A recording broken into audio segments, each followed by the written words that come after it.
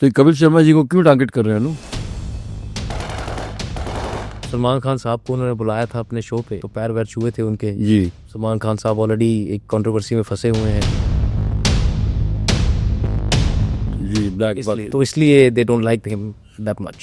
So they don't like Salman and they don't like Salman friends. जी। तो अभी बीच में कुछ जो हत्याएं हुई हैं सिद्धू मूसेवाला यहाँ पंजाब में, उन हत्याओं का लिंक कनाडा में पाया गया है। तो ये लॉरेंस बिश्नोई कितना एक्टिव या कितना ज़्यादा पावरफुल है वहाँ पे कनाडा में? देखिए सर, उनकी अपनी ब्रांचेस हैं, मैं तो ये सोचता हूँ। ब्रांचेस? गोल्डी बरार का नाम आपने सुना होगा। हाँ हाँ, गोल्डी बरार उनके बहुत ज़्यादा करीब है। हाँ जी। अच्छा तो उन्होंने जो कनाडा का एक एरिया है ओंटारियो, टोरंटो, जी उसमें काफ़ी सक्रिय हैं वो। जी। What are the illegal business that it do? Extortion, arms और ड्रग्स। तो ये ड्रग्स जो है वो इंडियंस लेके आते थे। वैंकूवर में कुछ गैंग्स थे और अभी भी सक्रिय हैं। तो उसमें बिंदी जोहल एक बहुत बड़ा नाम था। उसने स्कूल में सबसे पहले इंसिडेंट हुआ कि उसने अपने टीचर को मारा। उसके बाद वो फिर पीछे नहीं हटा। जब उन गैंग वालों को लगता है कि this can be an asset हाँ फॉर आवर गैंग, तो उसको सब कुछ मुहैया कराते हैं। तो सांस ब्रदर्स ने ही उसको आगे बढ़ाया। तो एक टाइम ऐसा आया कि उसने तो सांस ब्रदर्स को पीछे कर दिया अच्छा। और अपने गैंग को आगे चलाया। वैंकूवर में लेट 80s में बहुत गैंग वॉर्स हुई। तो उस गैंग वॉर्स में भारतीय मूल के लोग थे, पंजाबी माफिया के लोग।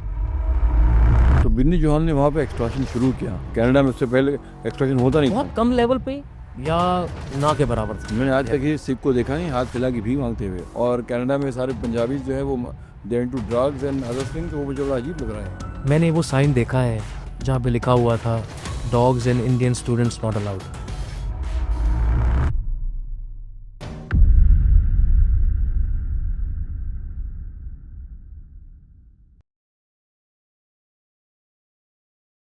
गुड इवनिंग दोस्तों, एस हुसैन ज़ेरी फाइल्स पे आपका स्वागत है। आज हमारे बहुत विशेष मेहमान जनाब अमृतपाल सिंह बरार यहाँ मौजूद हैं। अमृत जो है वो कैलगरी कनाडा से हैं and he is a television journalist. इनकी 12 साल से टेलीविज़न पे टॉक शोज आ रही हैं, बट इनकी सबसे बढ़िया बात यह है कि he is an expert of sorts on Punjabi mafia. जी हाँ, आजकल आपने देखा होगा कि Pathan mafia, Dawood mafia, Maharashtrian mafia, and then suddenly we are now moving on to Punjabi mafia. So well, I was looking for an expert who can speak about Punjabi mafia, who is active in Canada as well as in Punjab, and इत्तेफाक से मेरी मुलाकात अमृत से हो गई। बहुत बहुत स्वागत है Amrit. Thank you so much sir for having me here, it's an honour. जी बहुत बहुत शुक्रिया। तो हम शुरुआत करते हैं कि सबसे पहले सुना है बड़ा नाम जो वहाँ पे कनाडा में है, वो आपके लॉरेंस बिश्नोई गैंग का है बहुत ज़्यादा। जी, आजकल काफ़ी दबदबा है सर, अच्छा। और काफ़ी तेज़ी से ये नाम आगे आया है। जी पीछे कुछ ऐसे इंसिडेंट्स हुए जिसके अंदर इन सज्जन का नाम जी काफ़ी लिया गया। सज्जन। हाँ जी। अच्छा ओके जी।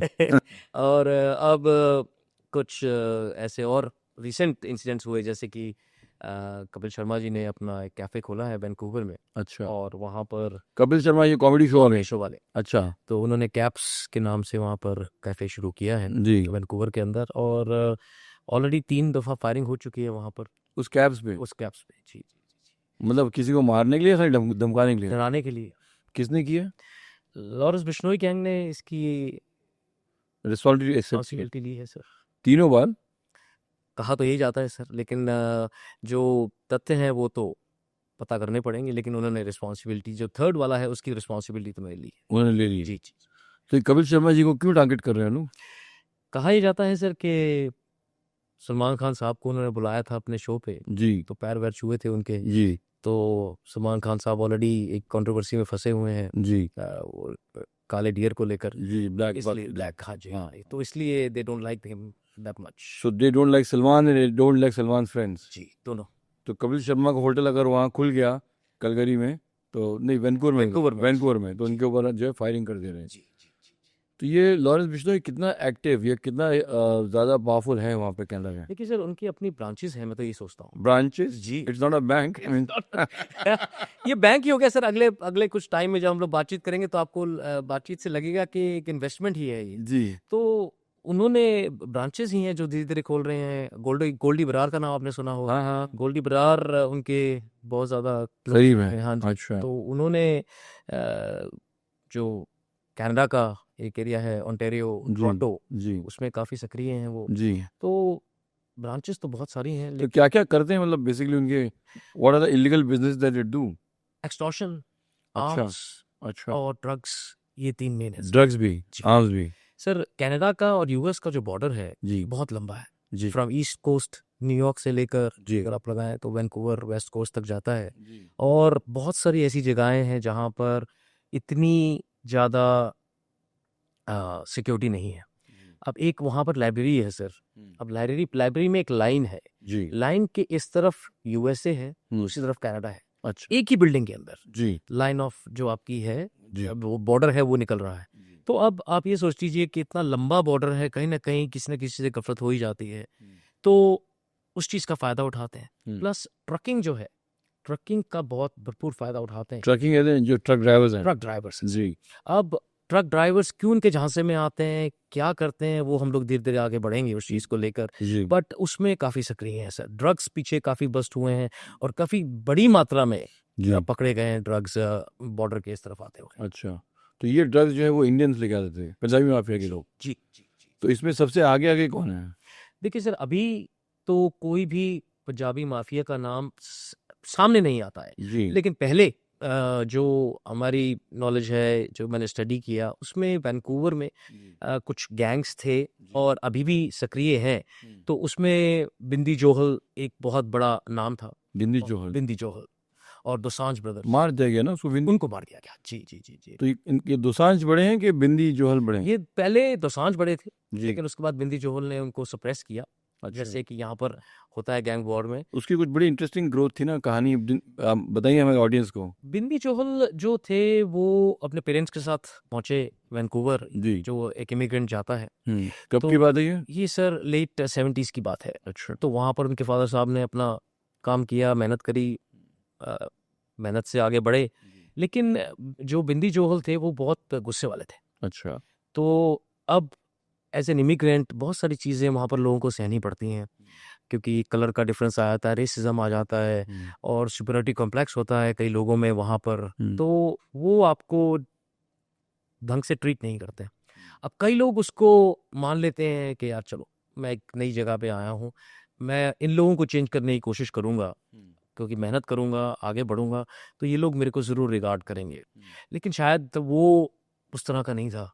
उसने स्कूल में सबसे पहले इंसिडेंट हुआ कि उसने अपने टीचर को मारा, जी। बिकॉज वो रेशियल अब्यूज का टीचर को मारा उसने? टीचर को मारा। क्या एज थी उसकी? मेरे ख्याल से वो 9th या 10th में था उस टाइम, हार्ड हाई स्कूल में। टीनेजर? जी जी जी। जी। उसके बाद वो फिर पीछे नहीं हटा, हाँ। आगे अगेन दोसांझ ब्रदर्स ने ही उसको आगे बढ़ाया। जी, क्योंकि अच्छा। वहाँ पर जो गैंग्स हैं वो सक्रिय हैं स्कूल्स में। यहाँ तो फिर भी कॉलेजेस हैं या अलग एक वे हो जाता है, वहाँ स्कूल्स में बहुत सक्रिय हैं। ड्रग्स स्कूल में बहुत चलता है। जी। वैंकूवर, टोरंटो एक बहुत बड़ा अलार्मिंग एक स्टेट है जहाँ पर स्कूल्स तक में ड्रग्स पाए जाते हैं। जी। तो अब वहाँ पे जब इसको किसी भी इंसान को लगता है कि ये हमारे गैंग में शामिल हो सकता है, क्योंकि ये थोड़ा स्ट्रांग है और लंबा चौड़ा था, और जब कोई स्ट्रांग आदमी मिल जाता है, आपके एक प्रोग्राम में मैंने सुना था कि जब उन गैंग वालों को लगता है कि this can be an asset हाँ। फॉर आवर गैंग, तो उसको सब कुछ मुहैया कराते हैं। तो वो सेम चीज़ वहाँ उसके साथ हुई। तो जो भी चाहिए था, जो भी चाहिए था जी। उसको दिया गया, वहाँ पर इजीली अवेलेबल कराया गया, उनकी तरफ अट्रैक्ट होता गया और उसने बाकी लोगों को भी अपने साथ मिला लिया। तो एक टाइम ऐसा आया कि उसने दोसांझ ब्रदर्स को पीछे कर दिया अच्छा। और अपने गैंग को आगे चलाया, जी। मतलब उसने अपना अलग गैंग फॉर्म कर लिया? अलग गैंग फॉर्म कर लिया। सब भी उसको दोसांझ सपोर्ट कर रहे थे? जी जी जी। अच्छा। तो फिर उनमें आपस में ही दुश्मनी हो गई और जी। धीरे धीरे वो लोग अलग हो गए। और फिर क्या वैंकूवर में लेट 80s में बहुत गैंग वॉर्स हुई, जिसमें बहुत लोकल लोग भी, बहुत जो आम लोग हैं, आम जनता है भी मारी गई। जैसे कोलेटरल डैमेज यहाँ पर बॉम्बे में होता था, जी। गैंग वॉर्स होती थी, तो वहाँ पर भी बहुत हुई। तो पुलिस ज़्यादा कुछ कर नहीं पा रही थी सर। कनाडा के जो लॉज हैं बहुत लीनियंट है, बहुत ज़्यादा उसको टाइट करने की ज़रूरत है, लेकिन अभी उस पे काम चल रहा है, तो let's see how it goes. लेकिन उस टाइम लोगों ने इतना देखा नहीं था। तो उस गै गैंग वॉर्स में भारतीय मूल के लोग थे, पंजाबी माफिया के लोग थे? बिल्कुल, बिल्कुल, तो बिल्कुल। मतलब they were in the top of those gang wars के जी, जी, जी, बिल्कुल। सारे हिंसात्मक वारदातें। जी, बिल्कुल। और साथ में आप दूसरी नेशनैलिटीज़ के लोग भी शामिल करते थे, जी बिकॉज़ कनाडा एक ऐसी कंट्री है जहाँ पर दुनिया भर से इमिग्रेंट्स हैं। जी because it's a country made of immigrants. जी तो सिर्फ इंडियंस ही नहीं, आप अफ्रीका, एशिया के बहुत कंट्रीज़ हैं जहाँ से लोग वहाँ पहुँचते हैं लीगली, इल्लीगली। तो उनको शामिल किया जाता था उनकी नीड्स के हिसाब से। तो जब एक बार बंदा शामिल हो गया, तो उसको कोई अंत है ही तो नहीं। सारे एशियंस एक गैंग फॉर्म कर लेते थे? और स्पेशली पंजाबीज़ आगे रहते थे, क्योंकि अच्छा दोसांझ ब्रदर्स और बिन्नी जोहल का नाम था वहाँ पर कि अच्छा हम उस गैंग में हैं। अच्छा। तो उसका दबदबा अलग से था। तो ये दोसांझ गैंग है, बता ना ये कैसे बड़े हुए और दोनों ब्रदर्स मतलब कैसे था? इसके बारे में मुझे ज़्यादा नॉलेज नहीं है, और इसको अगर आप स्टडी भी करना चाहेंगे तो ज़्यादा इसकी अवेलेबिलिटी नहीं है कहीं जी पे, क्योंकि अगेन बहुत ज़्यादा इसको सामने लाया नहीं गया। अच्छा बहुत ही लो प्रोफाइल पे वो काम करते थे। हाँ, एक एरिया में ज़रूर उसके बारे में बात होती थी, लेकिन जब बिंदी जोहल आए, उन्होंने पंजाबी माफिया को बहुत आगे कर दिया।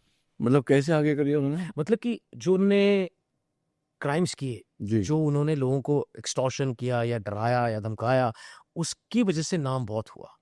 लोग डरने लग गए, मतलब कि एक डर होता तो है। बिन्नी जोहल ने वहाँ पे एक्सटॉर्शन शुरू किया? कनाडा में उससे पहले एक्सटॉर्शन होता नहीं बहुत था? कम लेवल पे या ना के बराबर था। अच्छा तो वहाँ पर फिर इसको शुरू किया गया। तो उसने मतलब कैसे किसको, इंडियंस को ही टारगेट करता था या कैनेडियंस को करता था? कैनेडियंस को भी टारगेट करते थे, लेकिन इंडियन्स जो थे वो ज़्यादा लाइमलाइट में आते थे, हाँ क्योंकि सामने दिख जाता था कि पास कितना पैसा है। अच्छा क्योंकि आप बात बुरा मानने के लिए है, लेकिन हम लोग को फ्लॉन्ट करने की बहुत ज़्यादा आदत है जी कि हमें बड़ी गाड़ियाँ चाहिए, बड़े-बड़े घर चाहिए, राइट? जी अब आपका बिज़नेस अच्छा चल रहा है, तो आपने 10 ब्रांचेस खोल ली अपने स्टोर की, जी तो आप आँखों के सामने तो आ जाते हैं। जी अब क्या है कि आप अकेले ही, या प्रोप्राइटरशिप है, डायरेक्टरशिप है, तो पता चल जाता है किसके पास कितना पैसा है, अगर आप नए-नए स्टोर्स खोल रहे हैं, तो ऐसे हवा में तो नहीं खोल रहे होंगे, कहीं बिज़नेस प्रॉफिट्स में होंगे, तभी आप आगे बढ़ रहे हैं। जी वो सामने आ जाते हैं, और जब आप फ्लॉन्ट करते हैं ना सर, तो कहीं न कहीं आप इन लोगों की नज़र में सबसे पहले आते हैं अच्छा कि इनके पास कुछ है, इनसे निकलवाया जाए। अब आपने तो जर्नलिज़्म आपके अंदर कूट-कूट के भरा हुआ है, आपका तो अंतहीन एक एक्सपीरियंस है, तो आपने तो इनको देखा है, आपने पढ़ा है, इनको आप रहे हैं एज़ आप। I just thought कि mafia abroad, मतलब in Canada, they might be different. And Punjabis, I just thought कि it's a very different race than others. तो मुझे लगा कि वो वहाँ जाके इस तरह से जो माफिया डम बना लेंगे, वो मुझे बहुत अजीब लग रहा था। सर, एक बहुत मेहनती कौम है हमारी। जी हम लोग डरने वालों में से तो नहीं मैं हैं। स्कूलिंग की है, मैंने सरदारों के साथ जी, गुरु नानक स्कूल से पढ़ा हुआ हूँ मैं। जी, बिल्कुल। और एक बहुत डिफरेंट नज़र से देखा जाता है जी कि ये लोग मेहनतकश लोग वेरी हैं। Generous, very hard working types. जी, बिल्कुल। आप किसी भी गुरु घर में चले जाइए, आपको लंगर हर टाइम मिलेगा। जी 24 घंटे, सातों दिन आपको भूखा नहीं भेजा जाएगा वहाँ से। आप किसी भी आपदा में, कोई भी स्टेट हो, कंट्री हो, सबसे पहले सिख वहाँ पे पहुँच के सर्विस मैंने आज करते तक हैं। ये सिख को देखा नहीं हाथ फैला के भीख मांगते हुए। मतलब that's what I am saying, so proud of them कि I have studied with them. लेकिन अब आप जो बता रहे हैं कि एक बाकायदा एक माफिया बन गया है वहाँ पे, और कनाडा में सारे पंजाबी जो है वो they into drugs and other things, तो वो मुझे बड़ा अजीब लग रहा है। सारा मैं नहीं कह सकता सर, लेकिन आपने अभी हमने शुरू में जब डिस्कस कर रहे थे कि जो ज़रूरत है इंसान की, जी वो आपको किस लेवल तक ले जाती है, जी वो एक बहुत बड़ा फैक्टर है। क्योंकि इंसान को क्राइम करने के लिए कुछ ना कुछ मोटिव चाहिए, जी चाहे वो किसी भी लेवल का क्राइम हो, हम्म छोटी सी चोरी हो, बड़े से बड़ा कत्ल हो, उसके पीछे एक मोटिव होना चाहिए सर, हम्म उसकी ज़रूरत होनी चाहिए। जब वो ज़रूरत सामने आ जाती है, तो इंसान देखता नहीं है फिर, वो किसी भी हद से गुजर जाता है। और इस समय जो हालात हैं, वो बहुत ज़्यादा बिगड़ चुके हैं। बीच में एक ऐसा फेज़ आया था, जहाँ पर बहुत कम क्राइम था। हम्म पूरे कनाडा में तभी कहता था कि it's one of the safest countries. जी लोग भागते थे वहां पर कि यार हम जाके एक आसान और क्राइम फ्री जिंदगी में रहेंगे।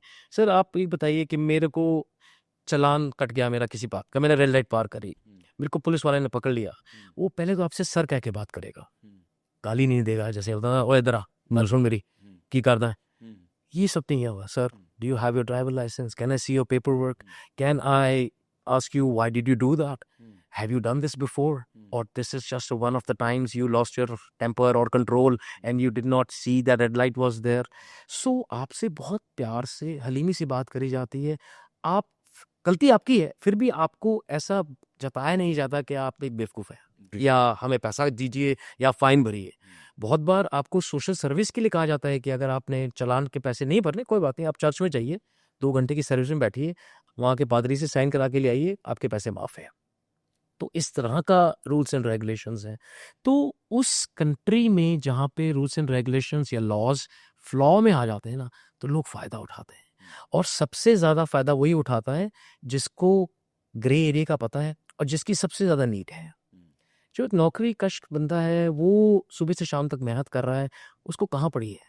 लेकिन जो आदमी जिसको ज़रूरत है कि भैया पीछे मेरा देखने वाला जो है वो ऑलरेडी कर्जे में पड़ा है और मैं आज यहाँ आ गया हूँ, तो मुझे सबसे बेटर चीज़ क्या दिख रही है, वो है क्राइम। वही चीज़ बिंदी जोहल के साथ नहीं थी। बिंदी जोहल के साथ था डिस्क्रिमिनेशन, जी सॉरी, बिंदी जोहल के साथ था रेसिज्म, जी जिसके खिलाफ वो खड़ा हो गया, जी, और उसने उसको अलग वे से लिया कि अगर ये मेरे को डराने की कोशिश कर रहे हैं कि मैं ब्राउन हूँ, सिख हूँ, पंजाबी हूँ, दूसरी कंट्री से आया हूँ, तो मैं इनको दबाऊंगा अपने वे से। वो दबाने के चक्कर में तो बट वो it was more of rebellion, it was more, Rebellious. But that rebellion becoming into an organized crime, वो एक अलग चीज है ना वो। सर देखिए, अब आप आ तो गए, जी अब आप सरवाइव करिए। जी वो शेर की सवारी है, अगर आप शेर से उतरेंगे तो शेर खा जाएगा। जी, तो आपको शेर की सवारी करने के लिए चाहे दिल चूहे का हो, आपको शेर बनना ही पड़ेगा, अच्छा, और लोगों को दिखाना ही पड़ेगा ना कि मैं शेर हूँ, अब मैं शेर की सवारी करता हूँ, ताकि दूसरा बंदा तो डरे।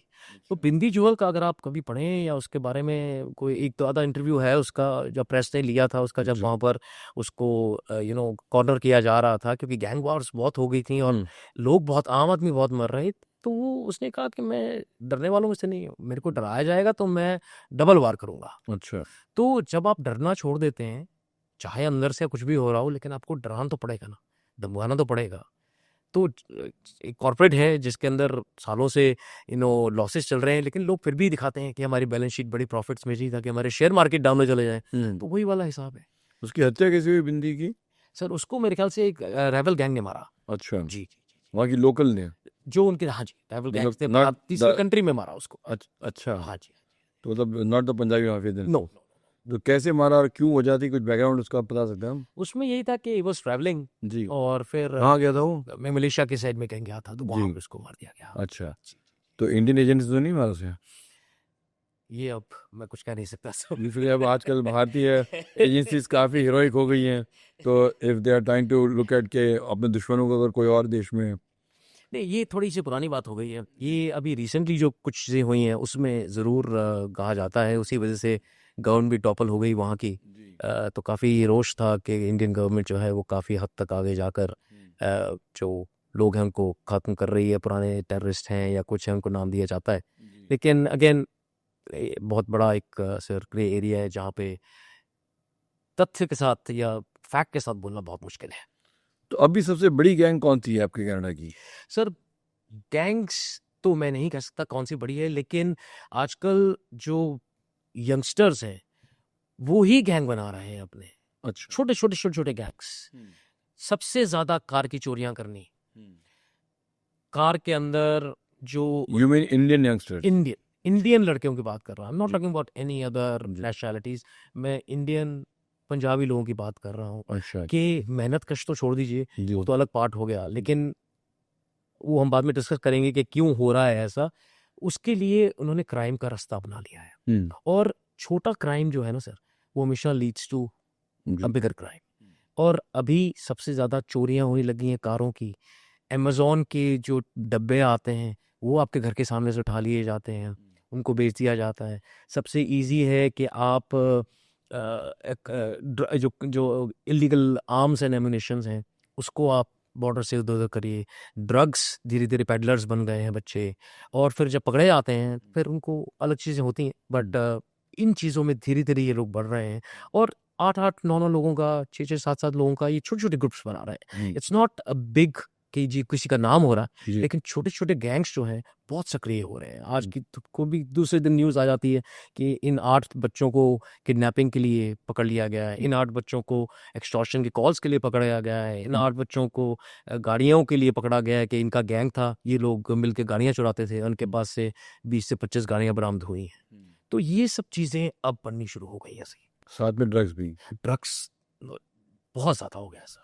तो how different are they I mean with Punjabi mafia, जो पंजाब का जो माफिया है वो और वो कनाडा के अंदर, इन दोनों में कोई कोलैबोरेशन है, इन लोगों के बीच काम होता है, कैसे होता है? सर कोलैबोरेशन के लिए कह सकता हूँ, नीड की बात है। जी तो अब वो यहाँ से कैसे जाते हैं वहाँ पर, जी और वो ऑलरेडी यहाँ पर उनके साथ जुड़े हुए हैं और वो वहाँ पर पहुँच जाते हैं एज अ स्टूडेंट और वहाँ पर अपने पैर फैलाने शुरू कर देते हैं, ये भी एक बहुत बड़ी पॉसिबिलिटी है। क्योंकि एज अ स्टूडेंट जाना पिछले 2-2.5 साल में 3 साल में कनाडा के अंदर बहुत इंडियन पंजाबी स्टूडेंट आया है, बहुत ज़्यादा, मतलब परसेंटेज बहुत हाई रही है। बाकी अगर हम साउथ इंडिया की बात करें या अपने बॉम्बे या इस वेस्ट इंडिया की बात करें, बहुत परसेंटेज कम रही है स्टूडेंट्स की। पंजाबी स्पीकिंग और पंजाब से जो स्टूडेंट्स आए हैं वो काफ़ी है वहाँ। तो वो अब क्या बैकग्राउंड लेके आते हैं, ये बहुत बड़ा सवाल है। क्योंकि अगर आप उन लोगों से बात करते हैं, कई लोगों को पता चलता है कि उनको प्रॉपरली इंग्लिश भी नहीं आती। So how can you study over there, which the government had to find before they called them over there. लेकिन वो प्रोसीजर उन्होंने इतना सिंपल बना दिया था कि कोई भी आ सकता था, कैसे भी वो लोग वहाँ पहुँच सकते थे। अब उनका बैकग्राउंड चेक होता था या नहीं होता था, या फेक प्रोफाइल बनाकर उनको वहाँ पर पहुँचाया गया। बिकॉज आप एक तीसरी कंट्री में जाके इतना ज़्यादा बोल्ड हो जाएं कि आपसे कोई तमीज़ से बात कर रहा है, उसको आप गाली गलौज से बात करें, उसको आप कोई इज्जत ना दें, आपके सामने एक बुजुर्ग खड़ा हुआ है सफ़ेद दाढ़ी में, उसको भी आप गाली निकालें, तो कुछ ना कुछ तो रहा होगा यहाँ पर जो कि देखा नहीं गया before the visas were given. और वही चीज़ अब वहाँ शुरू हो गई है, क्योंकि अब यहाँ पे या तो उनको कॉर्नर किया जा रहा था या उनको कहा गया कि आप निकलिए और वहाँ जाकर जो लॉज हैं उसके अंदर फ्लॉज ढूंढिए और अपना नेटवर्क चालू कीजिए। Are you seeing incompetent, unqualified, ill mannered boys have gone there? ऐसा 100%। और उनका क्या बैकग्राउंड है वो चेक हुआ, पुलिस वेरिफिकेशन हुई या ना हुई, कुछ नहीं मालूम। तो इनके क्रिमिनल बैकग्राउंड पहले से थे, आप कह रहे हैं? बिल्कुल हो सकते हैं। तो क्रिमिनल बैकग्राउंड वाले यहाँ से भेज दिए गए और वहाँ जाकर अपनी गतिविधियाँ जारी रखी। और वहाँ पे कोई लॉ एंड ऑर्डर है ही नहीं जितना यहाँ पे स्ट्रांग है कहने को, लेकिन फिर तो भी लोग कौन से कोशिश शहर करते में, हैं। कनाडा के कौन से शहर में माफिया जो है वो ज्यादा है? वैंकूवर और ओंटारियो, जी ये दो, ब्रिटिश कोलंबिया जी जिसमें वैंकूवर शहर है और जी। ओंटारियो जिसमें टोरंटो एक सिटी भी है और एक प्रोविंस भी कह सकते हैं। ओंटारियो का जो मेन प्रोविंस है उसमें टोरंटो जो शहर है, और वैंकूवर जो कि ब्रिटिश कोलंबिया में है, ये सबसे ज्यादा सक्रिय है। अच्छा, अब धीरे धीरे सारी गैंगे मतलब? मैक्सिमम गैंग्स जो इंडियन गैंग्स हैं अच्छा, वो इनमें सक्रिय है। तो इंडियंस और पाकिस्तानीज वहाँ क्लैश करते हैं? नहीं सर, इंडियन पाकिस्तानी और क्लैश नहीं करते? ऐसा क्लैश भाई दुश्मनी वहाँ तो जाती नहीं है?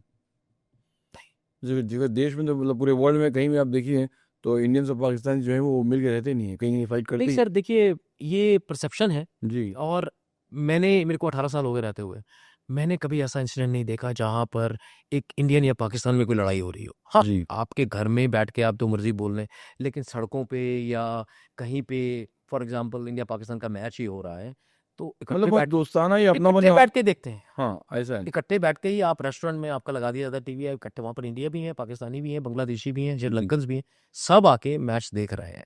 तो ऐसा इंसिडेंट मैंने नहीं देखा जहाँ पर ऐसा कुछ हो। अच्छा, तो उसमें ये जो आप गैंग्स हैं इनको टेररिस्ट अब तक किसी ने घोषित किया है सरकार? जी सर, रिसेंटली अभी ये स्टेप लिया गया है जी कि जो हाई प्रोफाइल गैंग्स हैं जैसे लॉरेंस बिश्नोई का गैंग है उसको टेररिस्ट घोषित कर सबसे दिया। हाई प्रोफाइल है जी बिकॉज वो स्टार्स पर टारगेट कर रहा है। जी और सबसे ज़्यादा प्रॉब्लम ये है कि एक्सटॉर्शन बहुत शुरू हो गया है। अगर आपका मैं आपके उसमें जाऊँ हिस्ट्री में, आपने जो बताया है मुंबई के बारे में कि एक्सटॉर्शन किस लेवल पे था, किस किस तरह से even small businesses were affected, same चीज़ वहाँ शुरू हो गई। Even general stores, grocery stores, उनके मालिकों को धमकियाँ मिल रही हैं कि पैसा दीजिए जी और वरना गोली मार देंगे। रात को सोए होते हैं लोग और गोलियां चला के चले जाते हैं जस्ट डराने के लिए।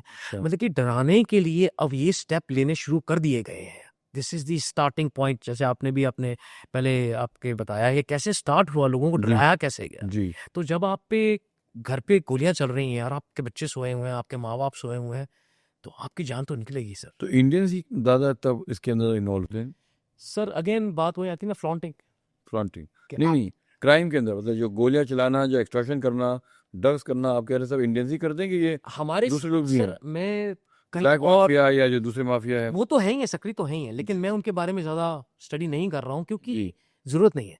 मेरे को अपने लोगों की ज़्यादा चिंता है कि हम लोग ऐसा कर क्यों रहे हैं, जबकि हम इतने मेहनतकश लोग हैं। Why we are following that way. जी हम लोग मेहनत करें, आगे बढ़ें, सब लोगों को आगे बढ़ाएं, लोग कहें कि हमारी कौम जो है वो सेवा के लिए, ये सब करने के लिए नहीं।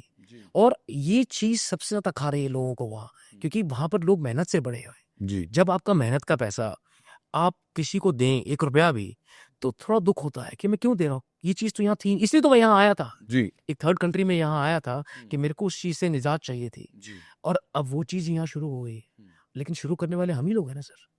हमारे ही लोग हैं जो उसको शुरू कर रहे हैं। एक गोरा एक्सटॉर्शन नहीं कर रहा है इंडियन से, जी एक इंडियन ही इंडियन से एक्सटॉर्शन कर रहा है। ये प्रॉब्लम है। तो कितने इंडियंस होंगे, मतलब क्या आबादी होगी अब तक इंडियंस की यहाँ पर? देखिए सर, कैलगरी में हमारे आप लाख सवा लाख जी इंडियंस हैं। कैलगरी में कोई माफिया ब्रांच नहीं है? अभी लेकिन हाँ, शुरुआत हो गई है, अब इसीलिए मैं यहाँ पर आया हूँ आपके तो वहाँ कोई ब्रांच कोई खुली नहीं है वहाँ पे? कलगरी में अब तक कोई माफिया ब्रांच नहीं? नाम तो यही चल रहा है लॉरेंस बिश्नोई का। बिश्नोई के? जी जी, कलगरी उन्हीं के और गोल्डी बरार के, उनके लोग हैं जो जी। एक्सटॉर्शन की तो धमकी। ये दोनों टॉप मोस्ट में है, बिश्नोई और गोल्डी बरार दोनों टॉप मोस्ट में हैं। जी, तो बिंदी और दोसांझ ब्रदर्स? वो अब थोड़ा हिस्टोरिकल फैक्ट्स हो गए हैं, लेकिन वो स्टार्टिंग पॉइंट था ना सर। अच्छा उन लोग तो रेफरेंस उन्हीं का देते हैं कि थानू पता नहीं अपा उस ਉਹਨਾਂ ਦੇ ਨਾਲ ਦੇ ਹੈਗੇ ਆ। अच्छा तो जब उनके साथ के हैं तो मतलब कि आप कंपेयर किससे कर रहे हैं? तो आप किसी नेता को कहते हैं ना कि जी मेरा जो काम है, आप देखिए गडकरी साहब जैसा है या इन जैसा है, किसी का एग्जाम्पल आप देंगे जी, वैसे ही कि मैं ਉਹਦੇ ਨਾਲ था। ਉਹਦੇ ਨਾਲ ਦਾ तो स्ट्रेटजीज बताई नहीं आपने कि किस गैंग में कितने लोग हैं कम से कम? सर 7 से 8 तो रहते ही रहते हैं, क्योंकि अगेन 7 से 8 हज़ार नहीं 7 से 8 लोग एक गैंग में, एक तो गैंग जो मेन जी, अभी शुरुआत होती है जो वायलेंट वायलेंट। जी जी। तो फिर जो नीचे लेवल पे ल्यूटेनेंट्स टाइप के कितने होते हैं? जो नीड जैसे हमारे यहाँ जो बच्चे होते हैं, जैसे एक सबसे लेवल का जो नीचे का लेवल का होता है उसको टपोरी कहते हैं। ये तो गैंग का टपोरी, फिर टपोरी से ऊपर भाई, और फिर भाई का बड़ा भाई, जैसे यहाँ के हायरार्की वैसी है। नीड क्यों भरे सर? जी आपकी नीड कितनी है, आपको उसी हिसाब से कैटेगरी में रखा जाता है अच्छा। कि आपकी क्या नीड है। तो ये लोग इंडक्ट कैसे करते हैं गैंग में? यहाँ से गए हुए नए नए स्टूडेंट को या नए नए बच्चे को गैंग में इंडक्ट कैसे करते हैं? सर यहाँ पर क्या है कि एक होड़ लगी हुई है कि हम यहाँ पर कुछ नहीं करेंगे, लेकिन अगर हमें आप कनाडा, अमेरिका, इंग्लैंड कहीं भी ले जाओ, जी हम कुछ भी कर लेंगे। मैं जब से गया हूँ वहाँ पर एक चीज़ मैंने सीखी है सर, वो है डिग्निटी ऑफ लेबर। वहाँ पर सब लोग बराबर हैं। मतलब कि अगर आपका बच्चा, आप जैनेटर हैं, सफाई कर्मचारी हैं, या आप मिलेनर हैं, आपका बच्चा सेम स्कूल में पढ़ रहा है, गवर्नमेंट स्कूल में, तो उसको सेम फैसिलिटीज़ मिलेंगी। यहाँ पर ऐसा नहीं है। यहाँ पर आप गवर्नमेंट स्कूल में पढ़ते हैं, पब्लिक स्कूल जो मॉडर्न खंबा, 12 खंबा रोड है, या डीपीएस है, या और जेडी बड़े बड़े स्कूल्स हैं, वहाँ पर आपका एजुकेशन का डिफरेंस पता चलता है। जी तो यहाँ पर जो बच्चे हैं उनको बाहर जाने की एक बहुत ज़्यादा होड़ है, स्पेशली पंजाब में। अब उस चीज़ का फ़ायदा वो लोग उठाते हैं। वो ऐसे सर कि अब मेरे पास पैसे तो है नहीं, मुझे बाहर जाना है, मेरे पास ज़मीन है। अब ज़मीन 2.5-3 करोड़ रुपए एकड़ बिक रही है पंजाब के अंदर। तो आपने क्या किया जी कि ज़मीन गिरवी रख दी। अब गिरवी रख के आपको पैसा इकट्ठा हुआ, आपने किस तरह से अपना स्टूडेंट वीज़ा लगवाया कि जी मेरे इंग्लिश में इतने बैंड हैं और ये है वो है, उस तरीके से आप वहाँ पहुँच गए। अब पहुँच तो गए, लेकिन उस जो कॉलेज की फ़ी है जी वो काफ़ी ज़्यादा है। आपके पास क्या है कि 1 सेमेस्टर की फ़ीस है, क्योंकि एक इंटरनेशनल स्टूडेंट को 3 गुना 3.5 गुना ज़्यादा फ़ीस देनी पड़ती है। अच्छा तो अगर मैं वहाँ का सिटीजन हूँ, मेरे का 100 रुपया लग रहा है, तो कोई इंटरनेशनल स्टूडेंट है तो उसको 300-350 रुपया देना पड़ेगा। तो मतलब कितने यहाँ के हिसाब से इनको कितने डॉलर देने पड़ते होंगे? आपके कोर्स के ऊपर डिपेंड करता है सर, कौन सा कोर्स लेते हैं। तो अगर आपने इसे BBA करना है, बैचलर ऑफ बिजनेस एडमिनिस्ट्रेशन, तो उसकी जो सालाना फीस है कम से कम 15 से 20 लाख रुपए है जी। तो आपका 3 साल का कोर्स है, तो आपके 50 लाख रुपए लग गए। रहना, खाना पीना, फीस वगैरह करना। तो वो लोग इतना पैसा तो सोच भी नहीं सकते। वो तो ये कहते हैं गिरवी रख दो, क्योंकि ज़मीन बेचना एक बहुत बड़ा पाप माना जाता है कि ज़मीन को बेचना नहीं चाहिए, ज़मीन हमारी माँ है, राइट? जी तो लेकिन गिरवी रख सकते हैं। अच्छा तो माँ को गिरवी रख दी आपने, जी अब जी पैसे लेके आप चले गए, लेकिन पढ़ाई तो आपको आती नहीं। हाँ अब आपका मेन मकसद पढ़ना नहीं है, हम्म, आपने वहाँ पर पक्के होना है, आपने वहाँ पर ग्रीन कार्ड लेना है, आपने वहाँ पर PR लेना है, अच्छा, आपने वहाँ का सिटीजन बनना है। हम्म। तो आप जब सिटीजन बनना चाहेंगे, तो मतलब शुरू से ही कनाडा यही सोच के जाते हैं।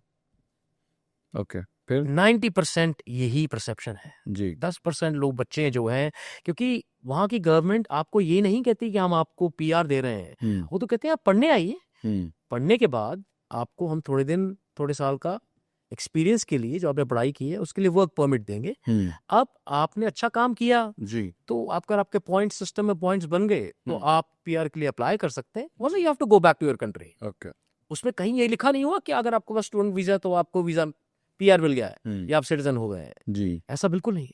लेकिन यहाँ के लोग जाते इसी खोड़ में है कि भैया हमें यही करना है। अच्छा तो अब नीड क्या हो गई, हम्म पढ़ाई की नहीं, हम्म पक्का होने की।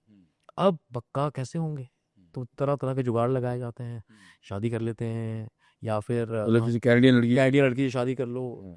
गे मैरिजेस बहुत शुरू हो गई हैं। गे मैरिज लोगों ने इंडियंस लोगों ने गे मैरिज गे मैरिजेस करनी शुरू कर दी हैं just to get PR, Canadians के साथ। कैनेडियंस के साथ। इट्स अ फेक थिंग और फेक फेक फेक ओके लेकिन कर रहे हैं ना, जी ओपनली कर रहे हैं, बिकॉज वहाँ लीगल है। जी तो आपने गे मैरिज कर ली, उसके बाद आपने PR ले लिया, अब आगे देखेंगे क्या होता है। अच्छा अब उसके बाद जब आपकी नीड आ जाती है ना सर, तो आपकी शुरुआत होती है कि मेरे को क्या करना है। कई लोग तो असाइलम सीकर हो जाते हैं कि नहीं हम वापस नहीं जाएंगे, कि हमें मार देंगे लोग वहाँ पर। कई लोग तो कैसे असाइलम सीकर होते हैं, कैसे सीख करते हैं? वो बहुत अच्छा तरीका बयान करे लोग असाइलम का।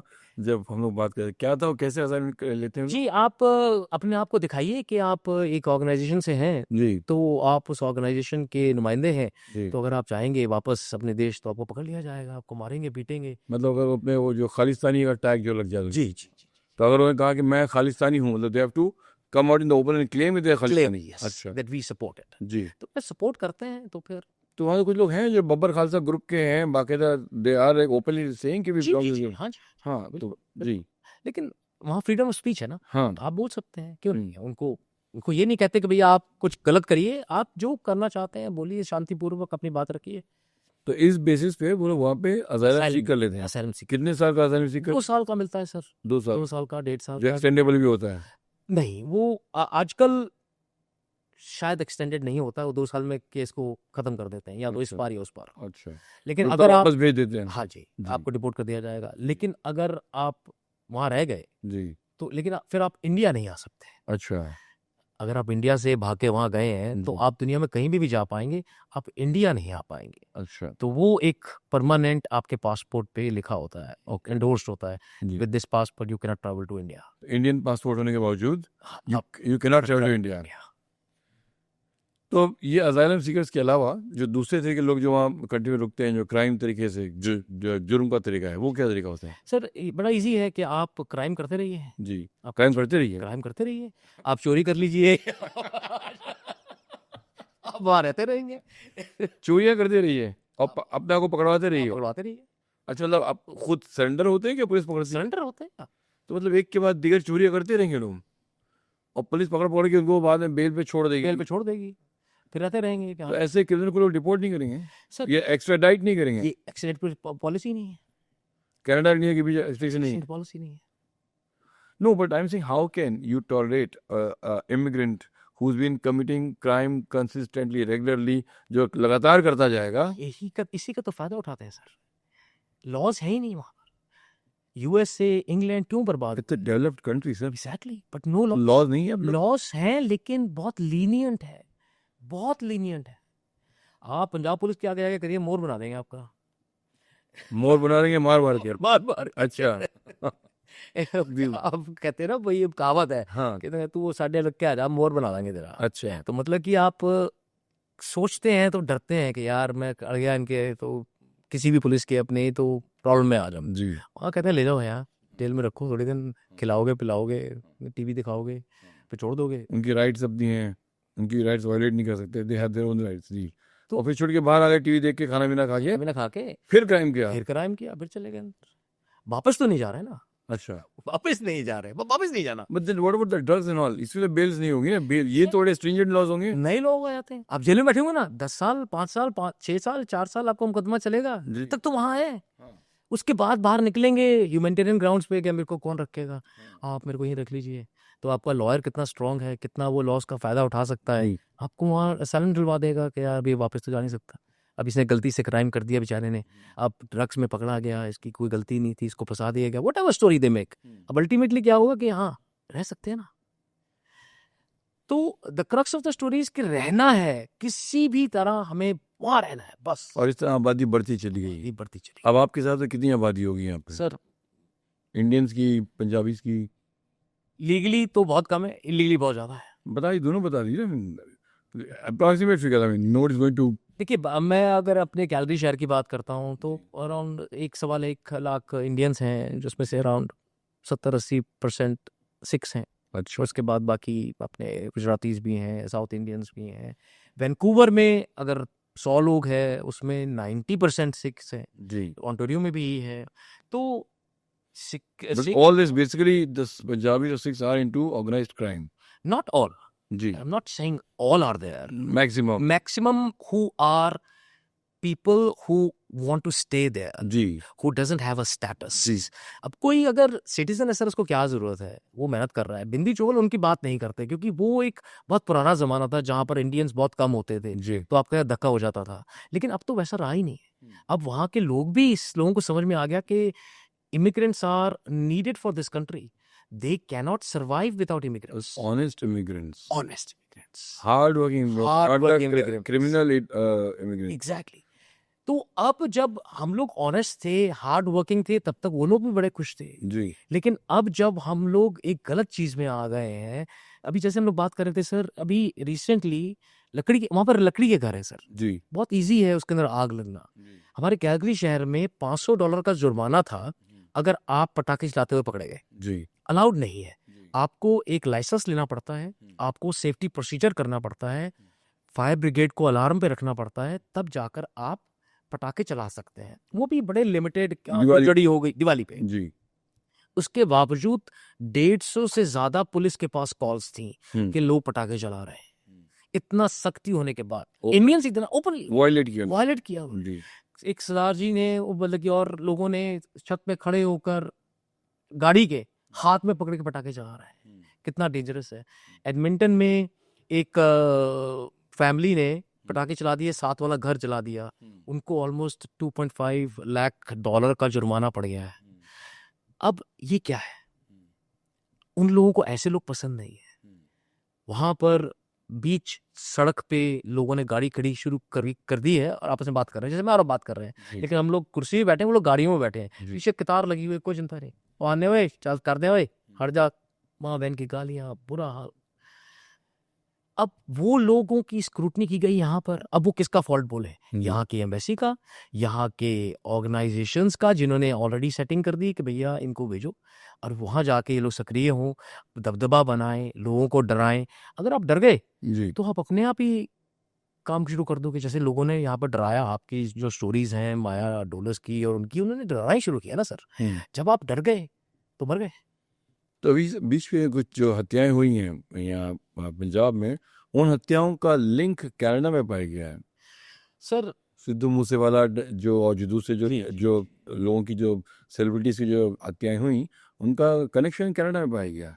जी पाया जाता है सर, क्योंकि अगेन आप वहीं से करेंगे लिंक जहाँ पे लोग ज़्यादा सक्रिय हैं। जी। अब मैं कहूँ कि जी मैं तो युगांडा में, युगांडा में इसका लिंक ढूंढिए, पॉसिबल नहीं है, क्योंकि वहाँ पे कोई ज़्यादा सक्रिय नहीं है। या ऐसी कंट्री जहाँ पर कोई लोग स्विट्जरलैंड की बात करिए या लक्समबर्ग की बात करिए, वहाँ पर क्राइम की बात कभी होती नहीं है, बहुत शांति प्रिय लोग रहते हैं। लेकिन वहाँ पर जहाँ पे डेवलपमेंट हो रही है, लोग आगे बढ़ रहे हैं, and Punjabis are one of the most high profile people politically as well as financially. मेहनती लोग हैं। अब कनाडा का सबसे रिचेस्ट फार्मर सिख हैं जी, तो वहां पे रहते हुए उन्होंने हजारों एकड़ जमीन बनाई है जी, बिलियंस के बिजनेसेस हैं सर। तो जहां पे पैसा होगा वहां पर एक मक्खियां तो आएंगे। अब ये है कि वो कितना डरा पाते हैं उनको। अब वो इसलिए डर रहे हैं क्योंकि लॉज उनको प्रोटेक्ट नहीं कर पाते हैं, वहाँ पे कुछ है ही नहीं। यहाँ पे तो फिर भी आपको फिर भी प्रोटेक्शन मिल जाती है, वहाँ पर कहते हैं क्या हो रहा है, क्या जी हम हमारे पास वैसी पुलिस नहीं है, वहाँ पर पुलिस है ही नहीं, number of people, police force is very less Canada में। कनाडा के अंदर। अब मैं सिंपल एग्जांपल देता हूँ सर, मेरी गाड़ी का एक्सीडेंट हुआ, गाड़ी खड़ी हुई थी, ऑलमोस्ट 3 महीने बाद तो मेरी FIR मुझे मिली, 3 महीने बाद। 3 महीने बाद, वो भी कि हम कुछ नहीं कर सकते, जबकि कैमरास लगे हुए हैं, सब कुछ लगा हुआ है। उसके अंदर ये था जो उन्होंने रिपोर्ट दी कि please claim your things from your insurance. जी। ना पुलिस वाला मुझसे मिलने आया, ना उसने मेरा कोई बयान लिया, उन्होंने कहा जी आप ऑनलाइन बैठ के कर दीजिए, हम अपने आप आपको भेज देंगे, क्योंकि आपको इंश्योरेंस का क्लेम लेने के लिए पुलिस की रिपोर्ट चाहिए होती है। 3 महीने बाद उन्होंने मेरे को पुलिस की रिपोर्ट भेज दी कि जाके आप इंश्योरेंस क्लेम कर लीजिए। कोई सुनवाई नहीं, कोई कुछ नहीं, क्योंकि उनके पास फोर्स ही नहीं। तो मुंबई पुलिस तो बड़ी एफिशिएंट है हमारी। We should be proud of Mumbai. We should be proud of each and every police officer of India, sir. We should salute them. We should, learn from them कि वो किस तरह से अपना घर बार छोड़कर, त्योहार हो कुछ हो, वो हमारी सेवा में लगे रहते हैं। ठीक है, फ्लॉज हैं अपनी जगह। नहीं, मुंबई पुलिस के लोग सॉलिड हैं। I am saying they are one of the best police force in the country. Exactly. I mean corruption, yes, I mean हर करप्शन जगह है, but when you look at competence, hard work, diligence, dedicated service to citizens, you'll always find कि Mumbai police और हमेशा आगे होते हैं। बिल्कुल। और कनाडा जैसे इस तरक्की याफ्ता मुल्क में अगर पुलिस ऐसी है तो क्या कहा जाए? उनको जरूरत नहीं थी ना सर, Why? बिकॉज लोग इतने शांति। Law enforcement everywhere is needed. Sir law enforcement सिर्फ एक नॉर्मल चीज के लिए चाहिए थे कि हाँ भाई आपके घर में छोटी सी कोई चोरी हो गई, हाँ भाई चलो ठीक है, लॉ एंड ऑर्डर बना रहे। एक्सटॉर्शन शुरू हो जाएगा, इतने हाई प्रोफाइल पे ड्रगिंग शुरू हो जाएगी, नीड ज्यादा होगी ना सर। मेरे पास पैसा तो है नहीं, अब मुझे यहाँ रुकना भी है, तो मैं क्या करूँ? जहाँ पे नीड आ गई वहां पर क्राइम बढ़ेगा ही बढ़ेगा सर। तो ये स्टूडेंट्स जो हैं आपके, ज्यादा ये स्टूडेंट्स क्राइम में आ जाते मेरे हैं, को यही है सर। लाए जाते हैं या इस वजह से जाते हैं? सर आप पीछे से उनकी कोई स्क्रूटनी होती है नहीं, मालूम नहीं ना जी। अब मैं यहाँ पर ऑलरेडी क्राइम में हूँ फॉर एग्जांपल, और मैं कहूँ यार चलो यहाँ तो पुलिस फिर भी मेरा कुछ करती है, ऐसी कंट्री में चलते हैं जहाँ पर कुछ होता ही नहीं है, जो मर्जी करता रहूँ मैं, अगर पकड़ा भी जाऊँगा सर 2 दिन में छोड़ देंगे लोग, आराम से खिलाएंगे पिलाएंगे।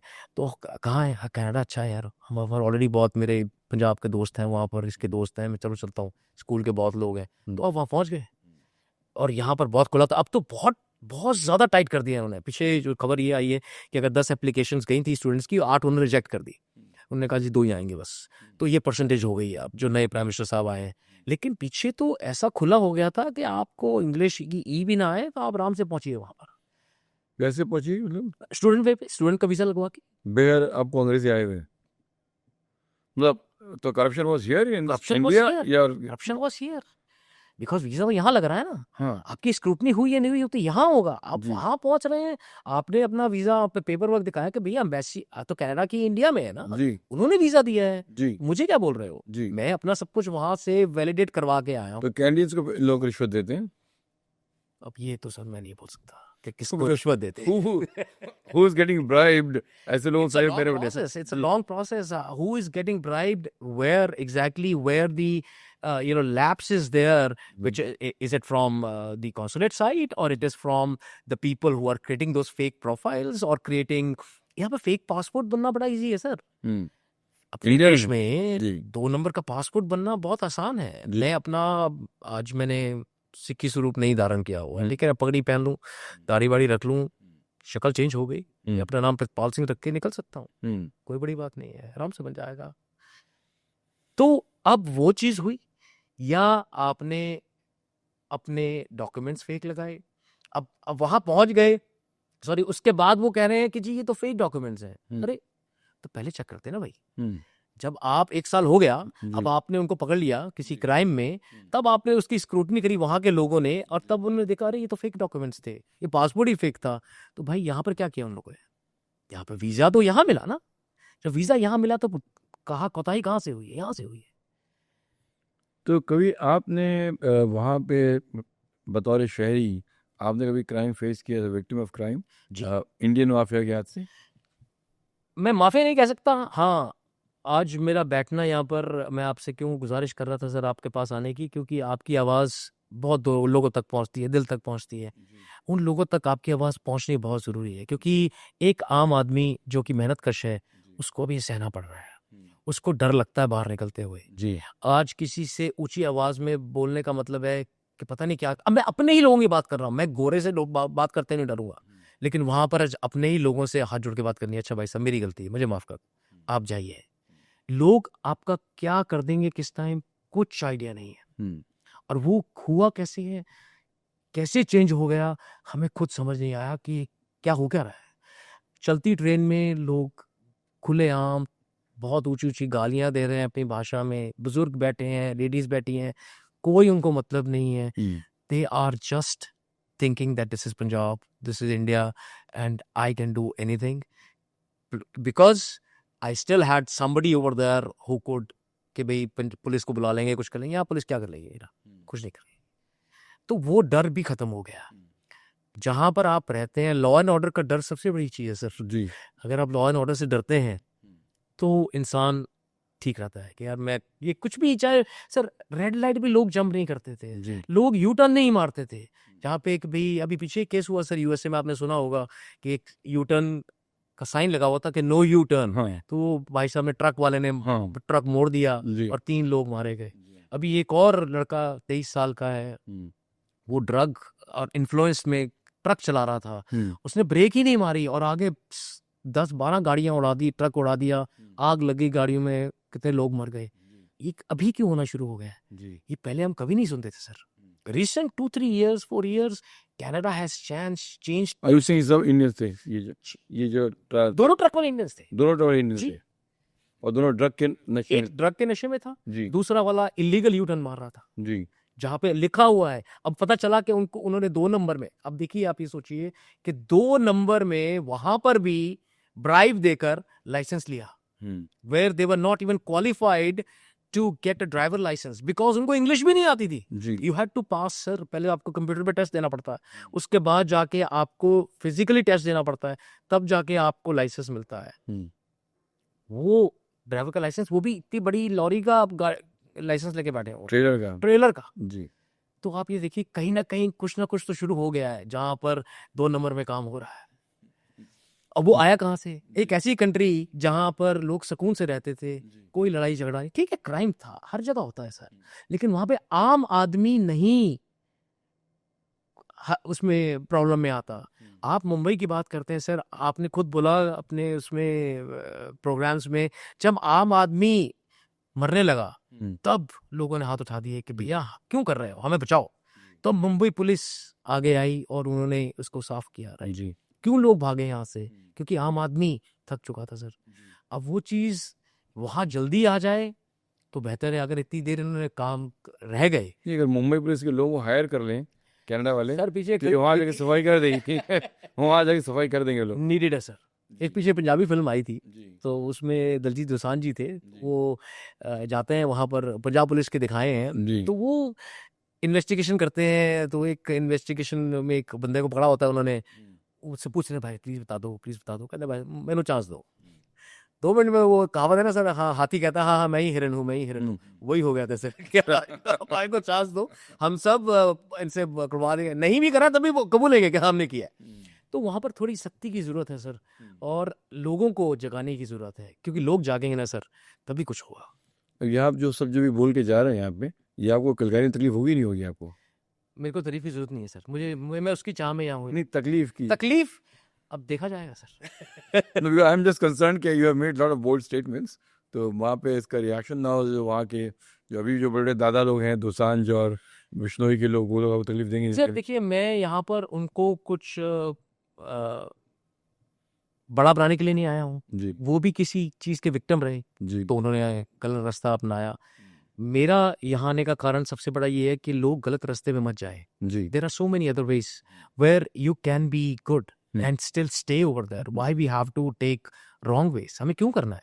हम क्यों क्राइम की तरफ जा रहे हैं? अगर हमें किस चीज की जरूरत है, हम मेहनत करें ना पीछे सर। अब आप माफिया को छोड़िए, आप इसको बताइए कि लड़कियों ने, और ये बहुत बड़े केसेस हुए हैं सर, कि लड़कियां are more capable and educated. अब मैं एक फार्मर हूँ, मैंने पढ़ाई करी नहीं, मेरे को पूरा सपना है कि मैं जी अमेरिका कनाडा जाऊं। तो एक लड़की हमें मिली अच्छे परिवार की, जो पढ़ी लिखी है। तो हमने कहा आप ऐसा करिए, आप एग्ज़ाम दीजिए आइलेट्स का और वहाँ चले जाइए स्टूडेंट वीज़ा पे। अगर आप वहाँ चले जाते हैं सर और आपके पास 3 साल का वीज़ा है, तो अपने स्पाउस को आप बुला सकते हैं वहाँ पर as a open work permit पे, ठीक है जी। अब आपने सारा पैसा लगा दिया, 35-40 लाख रुपया उस पर लगा दिया, उसकी पढ़ाई पर, फिर शादी करी, तो आप लीगली वहाँ चली गई। वहाँ 1 साल रहीं, उसके बाद डिवोर्स। अच्छा, लड़कों ने यहाँ पर अपनी आत्महत्या करी है सर पंजाब में। पंजाब में? जी, फांसियां लगाई हैं उन्होंने, जहर तक खा लिया कि लड़कियां वहां पर मुकर गई। अब मैं पैसा कहाँ से लाऊं, 40 लाख रुपए लगा मतलब शादी करके चली गई और अपने हस्बैंड को बुलाया नहीं उसने? बुलाया ही नहीं, डाइवोर्स दे दिया वहीं से अच्छा, कि हमें बुलाना ही, you are not capable of us. मतलब वहाँ की हवा लग गई या प्री प्लान था वो?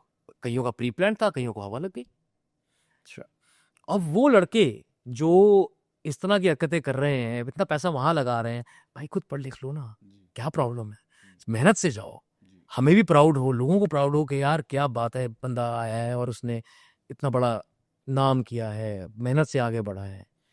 किसी पे सर आप खुद इतने बड़े कहते हैं ना कि आपके डायलॉग्स में कभी भूल नहीं पाता हूँ कि निशानची जो होता है ना, वो अपने अपने कंधे का इस्तेमाल करता है। किसी और के कंधे पे बंदूक रख के चलाओगे तो निशाना लगे ना लगे क्या मालूम सर।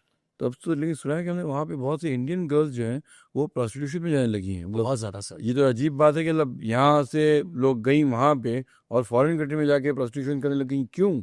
ये क्या बात है? नीड, आपके पास फीस के पैसे नहीं है मतलब यहाँ पे अपने हस्बैंड्स को भी लोग जो है डिच कर रही हैं और वहाँ प्रोस्टिट्यूशन भी हो रहा है। सर। ऐसा है ना, पैसा नहीं है ना आपके पास, वहां पर सरवाइव करने को पैसा नहीं है आपके पास। मिनिमम टाइम होता है जब आप वहां पे स्टूडेंट काम कर सकते हैं। जी वहां पे स्टूडेंट का जो एक मतलब है, लोगों ने बहुत गलत ले लिया सर। जी स्टूडेंट का मतलब है कि आप वहां पढ़ने आ रहे हैं, जी आप एजुकेशन ले रहे हैं सर। जैसे पहले कहते थे ना, मैं हार्वर्ड में पढ़ के, बॉस्टन यूनिवर्सिटी में पढ़ के वापस अपने देश आ गया, तो आपकी एजुकेशन मानी जाती थी कि हाँ भाई हार्वर्ड से ग्रेजुएशन है। तो वो सबको पढ़ने के लिए बुला रहे हैं, वो आपको ये थोड़ी कह रहे हैं कि आप आओ और हम आपको पीआर दे देंगे। लेकिन परसेप्शन यहाँ बहुत डिफरेंट है। तो लिमिटेड पैसा होता है, वो पैसा खत्म हो गया, जॉब आपको मिल नहीं रही, तो आप क्या करोगे? लड़कियों के पास तो बहुत ईजी है कि आप प्रोस्टिट्यूशन में आ जाइए, ठीक है, आप मेरा खाना दे दीजिए महीने का, आप मेरा इसका बिल भर दीजिए, मेरे फोन का बिल भर दीजिए, हो गया काम। बहुत दुखद स्थिति है सर, बहुत दुखद स्थिति है। इसलिए मैंने आपसे गुजारिश की कि आप थोड़ा सा हमारा साथ दें, थोड़ी सी आवाज़ आप बुलंद करें कि हमें ये सब ऑडियंस नहीं। देख रहे होंगे यहाँ से कनाडा तक और पंजाब तक, उन लोगों के लिए वाकई आपकी बात जो है काफ़ी आंखें खोलने वाली बातें होंगी। मैं चाह रहा हूँ कि एक लास्ट मैसेज आप हमारे ऑडियंस को, व्यूअर्स को देते कि वो क्या करें जो इस माशरे में, इस सोसाइटी में वो भारतीय तहजीब, वो भारतीय अदब और वो मैनर्स जो हम लोग जिसके मशहूर हैं हम लोग अपनी चीज़ के लिए, कि जो भारतीय अखलाक बहुत बड़ी चीज़ है, भारतीय तहजीब बहुत बड़ी चीज़ है। यहाँ के पुराने ज़माने के बादशाह और लोग जो आते थे वो आके बहुत इम्प्रेस होते थे। फॉर एग्जांपल अलेक्जेंडर से लेकर के, मुग़लों से लेकर जितने लोग आए, उन लोगों ने आके देखा कि भारतीय तहजीब और भारतीय परंपरा बहुत ज़बरदस्त है। तो जब ये वहाँ जाते हैं तो ये अपने देश की परंपरा और प्रतीक बनते हैं उसका। तो they should be able to uphold the values, Indian values that we have, such exalted, lofty, noble values that the country conveys. तो मैं चाह रहा हूँ आप एक छोटा सा पैगाम या एक सजेशन या एक एडवाइस इन जवानों को देते हैं आपके, जो हमारे एक्चुअली आदर्श सिटीजन या आदर्श इमिग्रेंट बनते हैं लोग। सर मेरा तो यही मैसेज है, और आपके इस अमेजिंग और सर ऑनर कि मैं आज यहाँ बैठा हूँ आपके सामने, यही मैसेज देना चाहूँगा सर कि we have to open our eyes now, ज़्यादा देर ना हो जाए। क्योंकि अब जो नेक्स्ट जनरेशन आ रही है वो बहुत डरी हुई है, बहुत सहमी हुई है, और जब आपकी नीड्स बहुत ज़्यादा हो जाती डरी भी है कि और बिगड़ने को तैयार है। सर, अब आप उसको ट्वीक कर लीजिए। Let's getting from bad to worse now. My point is that. यस, जी। वर्स होता जा रहा है। तो अगर हम अभी भी नहीं जागेंगे, जो आम जनता है अगर वो अभी भी नहीं जागेगी और आवाज़ नहीं उठाएगी, हम और ख़राब हो जाएंगे सर। हमारी हालत बहुत ख़राब। वहाँ से भाग के कहाँ जाएंगे? वहाँ से भागकर हमें कहाँ जाना है, फिर हमें ये सोचना पड़ेगा। और सर हम लोग अगेन, हमारी जो कौम है, हमेशा कुर्बानियाँ दी हैं हमने सर, हमेशा लोगों की सेवा ही करी है। कभी भी नाजायज़ या किसी पे ना हाथ उठाना, ऊँची आवाज़ में बोलना, हमेशा विनम्र रहे हैं, हाथ जोड़ के सत श्री अकाल, नमस्कार हमेशा ही बोला है। जी आया नू, आपका स्वागत है, हमने हमेशा यही बोला है। बुज़ुर्ग हो, बड़ा हो, छोटा हो, जी करके बात करिए। लेकिन जब हमारा नाम ऐसी चीज़ों में आने लग जाता है ना कि इन लोगों ने हमारी शांति भंग कर दी, इन लोगों ने हमारे लॉ एंड ऑर्डर को ख़राब कर दिया, इन लोगों ने हमारी इस कंट्री को कहाँ से कहाँ पहुँचा दिया, तो वो चाहे परसेंटेज 2% हो, 3% हो, पूरी कौम पे बात आती है। और अगेन कौम के अलावा हमें इंडियन ही कहा जाता है, यू आर ब्राउन इंडियन। तो आज वो दोबारा चीज़ शुरू हो रही है जहाँ पे लोग हमें बुरा कहना शुरू कर दिया है। और एक लास्ट में कहना चाहूँगा सर, मैंने वो साइन देखा है जहाँ पे लिखा हुआ था dogs and Indian students not allowed. तो वो साइन देख के ना सर दिल में दुख होता है कि dogs and Indian students are not allowed. मतलब कि क्यों, क्या हमने क्या कर दिया है? सर वो बदतमीज़ ब्रिटिशर्स थे जिन्होंने लिखा है, जो जब लिखा तब भी गलत था और आज भी गलत था। सो इवन इफ इंडियंस ने कोई गलती की भी हो, तब भी वो बदतमीज़ ब्रिटिशर्स जो दूसरों के मुल्क पे हुकूमत करते रहे, चोरी चकारी करते रहे, उनको ये साइंस लगाने का हक नहीं था। तो उनकी तो जितनी ज़्यादा उनको कंडेम करना चाहिए उनकी इस बदतमीज़ी के लिए। नो, दे कांट राइट कि dogs and Indians, they can not right such a thing. And मैं हमेशा से कहता हूँ कि आज वो बड़े सिविलाइज्ड मैनर्स वाले बनते हैं, Exactly. But actually they were the uniformed dacoits and bandits जिन्होंने पूरे मुल्क को या पूरे विश्व को अपनी कॉलोनी बनाई। पर सर तो मैं उस ब्रिटिशर्स के, बदतमीज ब्रिटिशर्स के उस सेंटेंस को I would not even give a validity के ये सोचा जाए। लेकिन आप ये सोचिए कि ये एक इंडियन नहीं लिखा था, ये किसी उनकी गुलामी में ब्रिटिशर ने नहीं लिखा, उनकी गुलामी में एक हिंदुस्तानी ने लिख के दिया। क्योंकि उन जो उसके साथ हुआ, अब उसका रिप्रकशन कि उसने इस तरह निकाला, उसके बाप को मारा गया, बुजुर्ग बाप को, इसलिए क्योंकि वो बोल रहा था कि बेटा शराब पी के मेरी बेसमेंट में म्यूजिक धीरे चलाओ। इस बात पर वो स्टूडेंट्स ने उसको मारा, जी इतनी हद तक मारा कि वो अस्पताल पहुंच गए। जी। अब इसको क्या कहेंगे सर? कहाँ पर, और ऑन्टेरियो में कब की बात है ये? हो गए सर 3-4 साल हो। अपने बाप को मारा उसने? अपने बाप को नहीं, जिसकी बेसमेंट में वो रहते, जिसके घर किराएदार थे, जी उस किराएदार जो मकान मालिक था वो एक बुजुर्ग फैमिली थी। जी तो नीचे वो हल्ला कर रहे थे, जी। तो ये सज्जन गए, उन्होंने कहा भाई साहब जरा प्लीज बच्चे धीरे करो। अब वो बुजुर्ग हैं, उन्होंने ऊंचा बोल दिया होगा, दारू के नशे में उसको मारा, बुजुर्ग को। बुजुर्ग को। अब इसको क्या कहेंगे सर? मैं मानता हूँ ब्रिटिश की बात सही है, लेकिन अगर कोई अपना ही बंदा लिख रहा है तो उसको मैं कैसे नजरअंदाज कर दूं? उसने क्या किया? उसने लिख के दिया इंडियन ने। हाँ, उसने बाहर लगा दिया अपने बोर्ड के, मैं किराए पे नहीं दूंगा, dogs and Indian students are not allowed for rent. इस वाक़े के बाद दिया होगा उसने। मतलब मैं जो इससे पहले जो इंडिपेंडेंस से पहले जो लिखा करते मैं नहीं, वो तो अलग चीज थी ना, जी। वो तो एक रेशियल अलग बस बात, ये वाला भी उसको जो बड़ा तजुर्बा बुरा हुआ होगा, ये उसने उसके लिए लिखा। उसके लिए लिखा सर। बट आई होप कि अमृत की बातें हम सब के लिए एक बहुत बड़ा मार्गदर्शक पहलू बनेगा हमारे जीवन के लिए और हमारे जवानों के लिए। जो कुछ अमृत कह रहे हैं वो बहुत शॉकिंग है। I would say that I always thought कि एज अ भारतीय we are Indian ambassadors abroad, और अपनी तहजीब और अपने कल्चर को हम लोग जो है दर्शाते हैं। So I very thankful to you, बहुत बहुत शुक्रिया। वो क्या कहते हैं, जियानु अमृत, you most welcome to your show. आप लोग बताइए हमें कि आपको कैसा लगा हमारा शो, आप मुझे कमेंट दीजिए। Thank you very much.